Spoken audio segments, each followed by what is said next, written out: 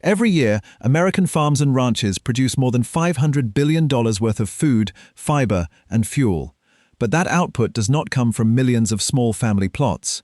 It comes from a highly concentrated industrial system, where a small fraction of farms produce most of what the country grows and raises, feeding not just the United States, but 189 countries around the world. Today, we are stepping inside the hidden industry that makes this possible, the machinery, the precision technology, and the export machine that quietly powers the modern world.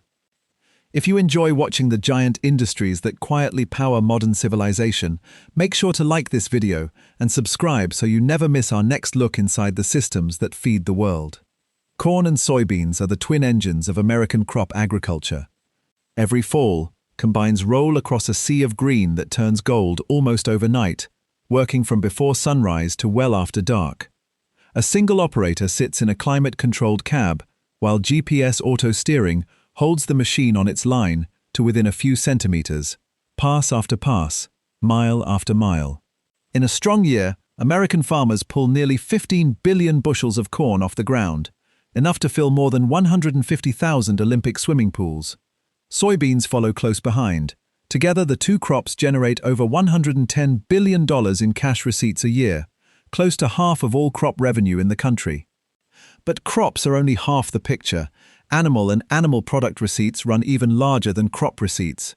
Cattle lead the way, followed by poultry and eggs, then dairy. Nearly 3/4 of all U.S. farmland is dedicated to either raising beef cattle or growing the grain that feeds them. The American landscape is organized around two things: cattle and corn. California leads every state in agricultural revenue, and within California, a single county, Fresno, produces more agricultural value than the entire output of 23 individual U.S. states combined. Most people see a bag of almonds on a shelf or a gallon of milk. They never see the industrial-scale operation standing behind it. Further up the coast, the Salinas Valley grows a different kind of scale entirely. Machines there move slower and closer to the ground, guiding rows of lettuce and leafy greens past workers who hand-cut each head at the exact right moment of maturity, since no blade or sensor yet matches a trained eye for judging ripeness on delicate produce. Once cut, the greens move onto a mobile conveyor built directly into the harvesting rig, where they're trimmed, cored, and vacuum-cooled in the field within minutes, chilled fast enough to lock in freshness before the truck ever leaves the row. It's a reminder that not every corner of American agriculture has been fully handed over to a machine. Some crops still move at the speed of a human hand, even inside a system built for speed everywhere else. The technology behind this scale is what makes the numbers possible. 2 decades ago, a tractor that steered itself was a novelty. Today, most large crop operations run equipment that guides itself across a field on its own, correcting to within a few centimeters, freeing the operator to watch yield data instead of the horizon. Increasingly, that same farmer is also flying a drone over the field before the tractor ever rolls, capturing high-resolution images that flag a patch of stressed crop or an early pest outbreak days before it would be visible from the ground, small enough to spray a few acres instead of the whole field. That precision cuts herbicide use, trims fuel burn, and lets farmers see exactly which patch of a field is underperforming and adjust seed and fertilizer accordingly, acre by acre instead of field by field. The result of decades of this kind of technology is a productivity curve with no real parallel in any other industry. Total farm output has nearly tripled since the late 1940s, while the total land, labor, and fuel going into that output has barely moved. One farmer today produces what 16 farmers produced 2 generations ago. That is the entire reason American agriculture can feed 330 million people at home and still export well over $150 billion worth of food abroad every year. Take wheat. Better seed genetics and precision soil management mean farmers now need millions fewer acres than they did a generation ago to grow the exact same volume of grain. Not because demand fell, because the land simply produces more per acre than it used to. A field that once needed 3 passes of a sprayer to control weeds now needs 1, guided by a soil map that tells the operator exactly where fertility is low and where it isn't, so nothing gets wasted on ground that doesn't need it. Out on the Great Plains, wheat harvest moves like a traveling army. Fleets of combine harvesters line up across fields that stretch to the horizon, cutting swaths hundreds of feet wide, while onboard sensors read the protein content of the grain in real time, sorting quality on the fly instead of waiting for a lab test days later. Trucks pull alongside without either machine slowing down, catching grain on the move, so the harvest never stops for anything but weather. Because weather is the one thing no amount of technology has tamed. A line of storms rolling in can turn a premium milling crop into cheap livestock feed in a single afternoon, which is exactly why the entire operation runs day and night, racing the sky until the last acre is cut. This kind of precision agriculture is concentrated almost entirely on the largest farms, the same handful of operations that account for the bulk of everything grown in the country. Large family operations, still just a sliver of all US farms, now produce most of the nation's dairy, most of its cotton, and over half its beef and grain. Ownership hasn't shifted to corporations. It has shifted toward a smaller number of family operations, running with the capital, equipment, and data systems of industrial enterprises. Even the power running these farms is changing. Where a grain bin once drew every kilowatt from the local utility, it's increasingly common to see rows of solar panels standing beside the machine sheds, quietly offsetting the electricity bill for irrigation pumps, grain dryers, and the automated systems that now run around the clock. Now consider where all of this actually goes. American agricultural exports reach nearly 190 countries and territories, with Mexico now the single largest buyer, overtaking both Canada and China. Every dollar of agricultural exports generates roughly $2 in domestic economic activity elsewhere in the system. The grain that leaves a port in Louisiana doesn't just pay the farmer, it pays the truck driver, the rail operator, the port worker, and the elevator staff who moved it there. Zoom out, and the footprint gets even larger. Agriculture and the industries built around it, food processing, transportation, retail, contribute well over $1 trillion to the national economy and employ more than 22 million people. Direct farm work is only a fraction of that. The other 19 million work downstream, in the plants and distribution networks that turn raw crops into everything on a grocery shelf. Start in Iowa, the country's largest corn-producing state. Drive across it in September, and the landscape is a continuous wall of green and gold. Grain carts run alongside the combines, catching corn from the unloading auger without either machine stopping. The corn never touches the ground. It moves from the standing stalk to the grain cart, to the semi-trailer to the elevator in one unbroken mechanical chain. At the elevator, it's weighed, tested for moisture, and sorted. Corn that comes in too wet gets run through massive dryers that can process it around the clock during harvest, while grain that meets grade goes straight into bins holding hundreds of thousands of bushels each, the legs and augers clattering non-stop as truck after truck backs up to unload. Before moving by truck, rail, or barge down the Mississippi toward export terminals on the Gulf Coast. At those terminals, ships the length of several football fields tie up beneath towering conveyor legs that can load tens of thousands of tons of grain in a single day, pouring it directly into the hold until the vessel rides low in the water, ready to carry an entire harvest across an ocean. Soybeans follow a parallel path. After harvest, they move straight into crush facilities, industrial plants that split every bean into meal and oil. The meal becomes the backbone of poultry and hog feed. The oil ends up in cooking oil, biodiesel, and processed food. None of it sits in a bin for long. The crush system runs continuously, feeding supply chains that stretch across the globe. Cotton runs through a similar kind of mechanized choreography further south. A cotton picker rolls down the rows with rotating spindles that strip the fiber straight off the plant, and once its onboard basket fills, the machine compresses the raw cotton into a massive round module right there in the field, wrapping it in plastic to hold moisture out before it ever leaves the farm. Those modules move to a gin within a day, where high-speed saws separate seed from fiber and blow away the last of the plant debris, leaving behind bales of clean, uniform cotton bound for textile mills. The livestock side runs on the same industrial rhythm. A calf arrives at a Nebraska feedlot thin off summer grass. For the next several months it does one thing: eat, gaining weight steadily on a specially formulated ration until it's ready for harvest. A large commercial feedlot can hold well over 100,000 head at once, all on the same relentless schedule. From there, cattle move to a packing plant that can process thousands of animals a day across 2 shifts. Inside, the line moves fast and never stops. Cattle in one end, and at the other, boxed beef comes off a conveyor already sorted by cut, vacuum-sealed, labeled, and stacked onto pallets ready to load. Refrigerated trucks pull away from the dock within hours of the animal arriving on the property that morning.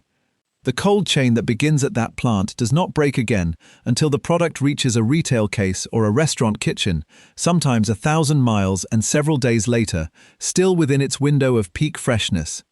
Dairy runs on a similar model of concentration and automation.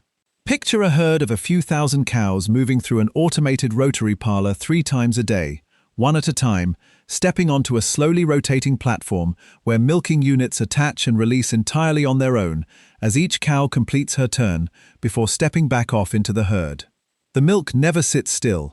It moves straight into refrigerated tanks chilled within minutes of leaving the cow, then tanker trucks, reaching a processing plant within a day or two to be pasteurized, separated, and packaged into fluid milk, cheese, butter, or powder for both domestic and export markets. The entire trip from udder to shelf, often taking less time than a single work week. Egg production runs on its own version of that same automation.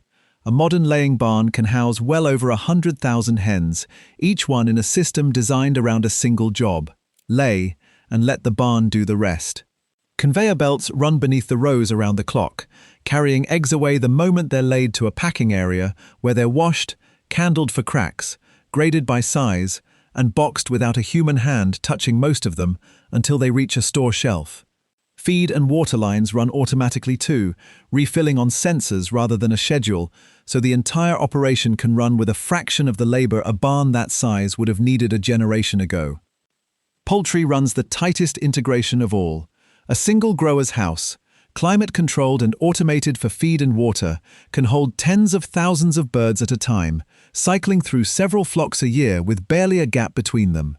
Birds reach market weight in under 2 months, at which point trucks arrive to collect an entire house at once, hauling the birds to a processing plant that can handle 1 million of them in a single week, shipping the product out to retail, food service, and export customers almost as fast as it comes off the line.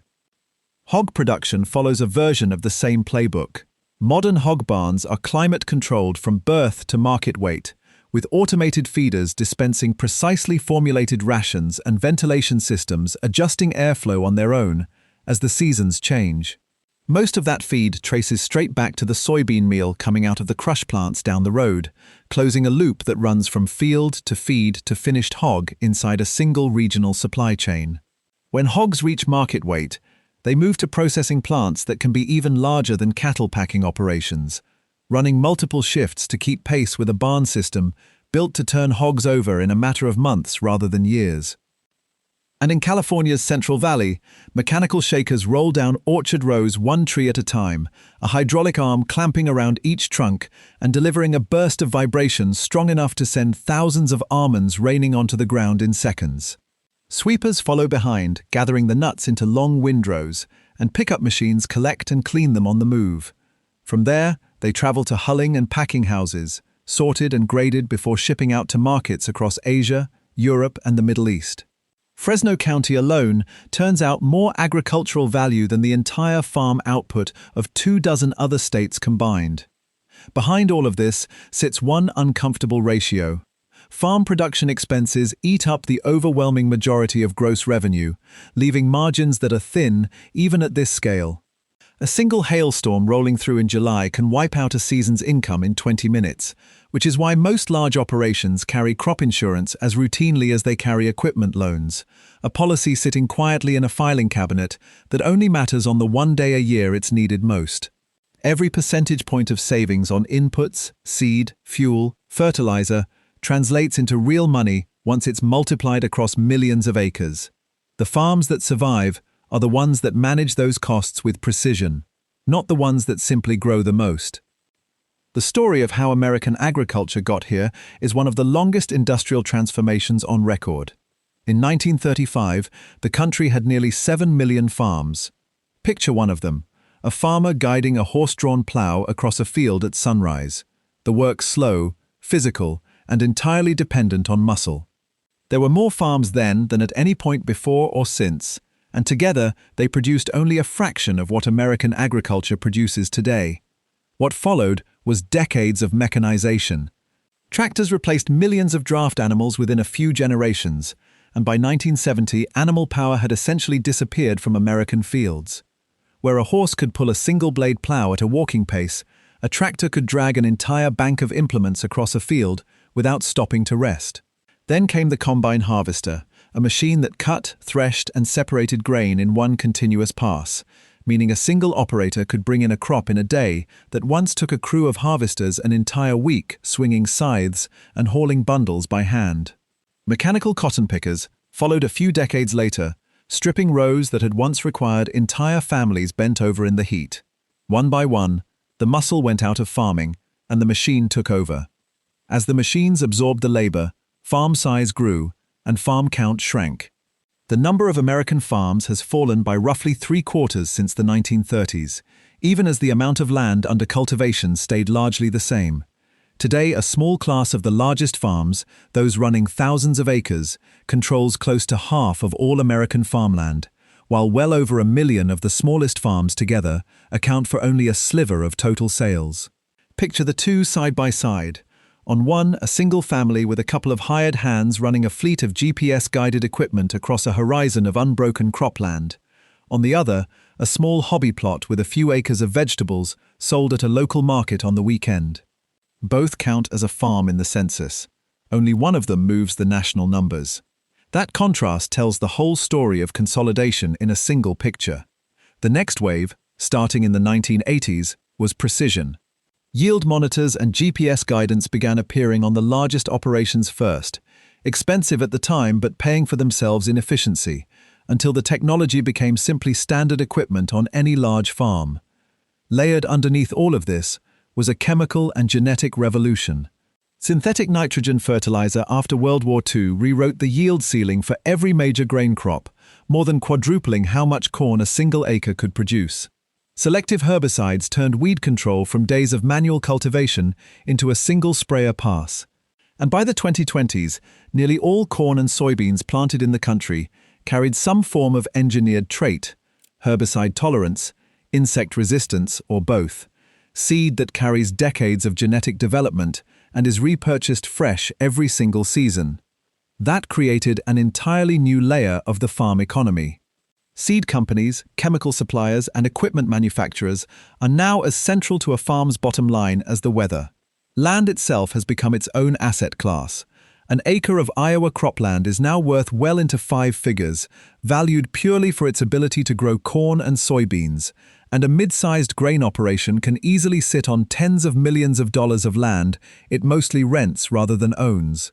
That rent alone, paid out every year before a single seed goes into the ground, is typically the single largest fixed cost on the entire operation. Running an operation at this scale means being far more than a grower. A modern Corn Belt farmer might spend a January morning on the phone locking in futures contracts to hedge price risk months before a single seed goes into the ground, then spend the afternoon walking a lender through the numbers on next year's operating loan. Come planting season, that same farmer is comparing basis levels across 3 different elevators to decide where to sell, checking radar for the next rain window, and running equipment that can cost close to $1 million per machine. It is little wonder the average American farmer is now in their late 50s, and that most new entrants come from farming families where land and equipment pass down rather than get bought fresh. Within the next couple of decades, a huge share of American farmland, currently held by farmers nearing or past retirement age, will change hands one way or another, some to the next generation, some to neighboring operations, some to outside investors, reshaping the structure of American agriculture all over again. Picture the whole system running at once, right now, somewhere in the country, a combine crossing an Iowa field in the dark, guided by a satellite 20,000 kilometers overhead, a rotary parlor in Wisconsin, cycling through its 3rd milking of the day. A cotton picker compressing another module in a Texas field before the heat sets in. A container ship pulling away from a Gulf Coast terminal, riding low with a hold full of soybeans bound for a port halfway around the world. None of it announces itself. It is one of the largest and most productive industrial systems on Earth, covering close to 40% of the entire US landmass, employing more than 22 million people across its full supply chain, feeding hundreds of millions of Americans while exporting to nearly 190 countries.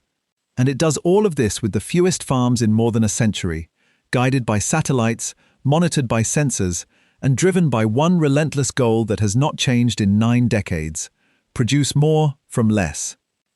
If you enjoyed this deep look into American agriculture at massive scale, make sure to like this video and subscribe so you never miss our next exploration into the giant industries that quietly power the modern world.